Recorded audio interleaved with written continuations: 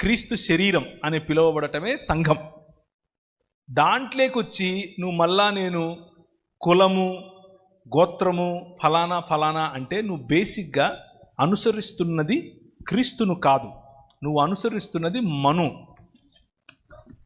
నన్ను కూడా ఇలాగే అడిగారు. నేను మా పిల్లల్ని తీసుకెళ్ళి జాయిన్ చేయడానికి వెళ్ళాను స్కూల్లో. సార్ మీ కులం చెప్పండి అన్నాడు. ఎందుకు నీకు అన్నాను.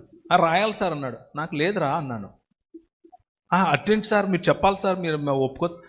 నాకు లేదండి, మీకేంటి ప్రాబ్లము? లేదు సార్ పిల్లలకు చాలా ప్రాబ్లం అవుతుంది సార్ రేపు అన్నాడు. నా పిల్లలకు కదా ప్రాబ్లం, నీకేంటి ప్రాబ్లం? నేను చెప్తున్నాను నాకు కులం లేదని, నువ్వు జనరల్ అని రాయి అక్కడ అన్నాను.